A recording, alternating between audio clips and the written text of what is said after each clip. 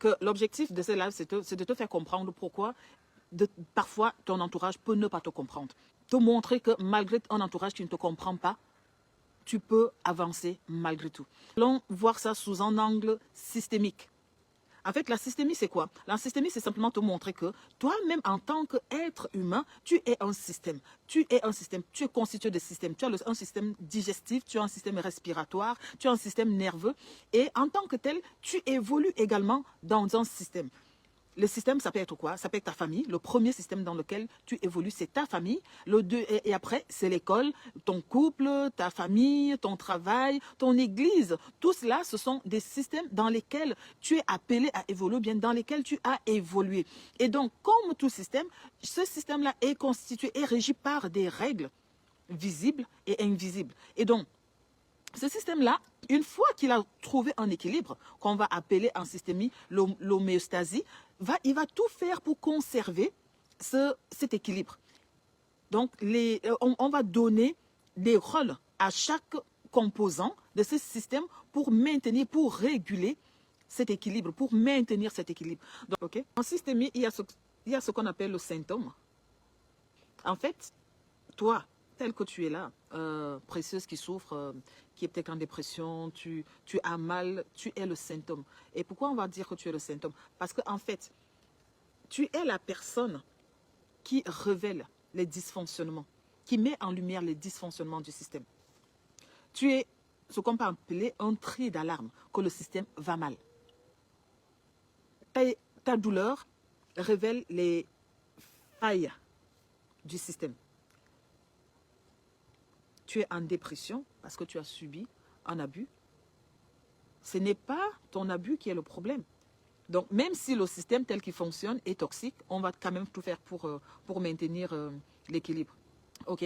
Donc, tu es simplement en train de montrer que le système tel qu'il est actuellement là, il est toxique, il fait du mal, il est violent, il n'est pas bon. C'est ça que ta dépression, c'est ça que ton envie de crier, ta résilience est en train de montrer. C'est en train de mettre en lumière les failles du système. Donc, tu es un symptôme. Et donc, en systémie, on va également parler de l'homéostasie. Ok? C'est simplement le fait que quand un système a déjà trouvé son équilibre, la personne qui est malade, on a peur de cette personne parce que elle va venir perturber cet équilibre. Et donc, le système va tout faire pour étouffer cette personne. On va tout faire pour la rejeter. Le système va tout faire pour montrer que c'est une mauvaise personne. Ok? Donc, c'est vraiment ça. Le système va lutter contre toi pour pouvoir garder son équilibre. Et il y a des personnes qu'on va appeler les gardiens des traditions, qui font tout pour maintenir les traditions. Pourquoi? Parce que c'est un système bien rodé. Et si une personne vient, veut faire bouger ce système, cette personne est vue comme une menace. Et on va tout faire pour éliminer la menace. Face à ce que je viens de t'expliquer, quels sont les obstacles majeurs à ta reconstruction? Le premier obstacle majeur à ta reconstruction, c'est l'incompréhension émotionnelle. Ça va se manifester comment? On va minimiser ta douleur. On va te dire, mais tu exagères. Est-ce que tu ne vois pas que tu en fais un peu trop? Et c'est ce qu'on trouve... Il y a un exemple très parlant de cette façon de minimiser la douleur de Anne, la maman du prophète Samuel, qui lui dit, mais est-ce que je ne vaux pas 10 fils? Face à la douleur de cette femme qui se plaint du fait que non seulement elle est stérile, en plus d'être stérile, il y a sa coépouse Pénina qui se moque en longueur de journée d'elle. Mais en fait, Anne est considérée dans cette famille comme le bouc émissaire. Et donc, son mari va minimiser sa douleur. Le deuxième obstacle, c'est vraiment que la résistance au changement. Quand tu changes, qu'est-ce qui se passe? L'entourage a peur des conséquences. Parce qu'une fois que tu as changé, toute la dynamique va changer. Donc, ils ont peur de ce que cela implique pour eux. Le troisième obstacle, c'est les injonctions et les attentes.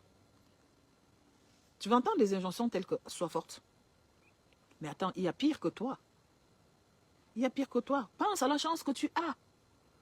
Pense à la chance que tu as. Pense à ceux qui n'ont rien. Ce sont ces injonctions-là qui vont t'enfermer dans un silence et qui peuvent empêcher ta reconstruction. Donc, c'est pour ça que, certainement, toi, avec ta souffrance, tu te sens rejetée, tu te sens abandonnée, tu te sens incomprise. Et c'est pas toi, c'est pas parce que tu es trop fragile ou que tu as quelque chose à te reprocher, mais c'est simplement que tu es une lumière, tu es une personne qui vient mettre en lumière les défaillances, les failles du système tel qu'il fonctionne actuellement. OK? Après avoir écouté ça, tu comprends que tu n'es pas le problème. Le système est le problème. Maintenant, est-ce que tu peux avancer avec tout ce que je viens de te dire? Oui, évidemment que tu peux avancer.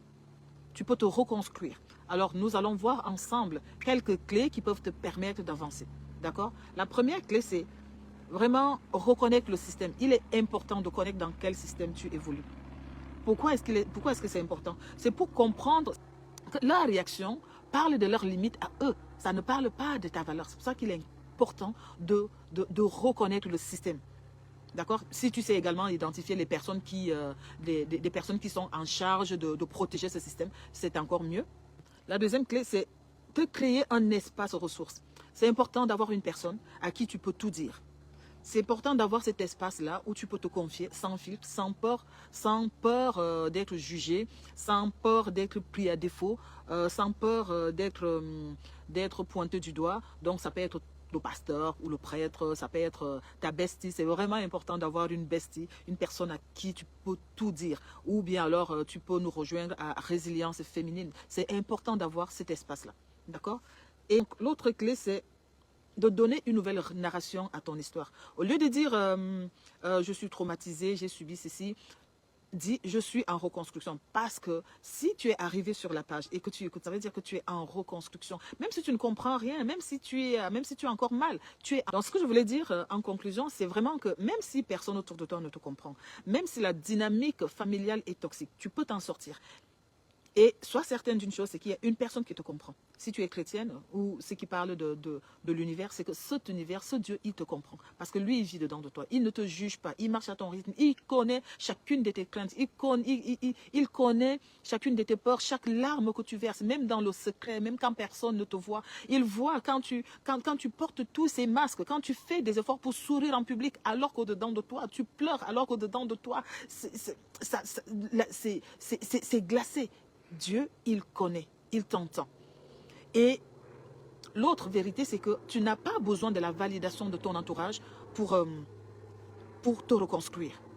La seule chose dont tu as besoin, c'est vraiment d'être aligné avec toi-même et avec ce Dieu. Si tu es aligné avec ça, tu peux te reconstruire. Okay? Et comme on l'a dit la dernière fois, la guérison, ce n'est pas un événement. Ce que tu as subi, c'est un événement. Si tu as été abusé, c'est un événement. Mais la guérison, la reconstruction, c'est un processus. Tu peux te reconstruire dans ce système.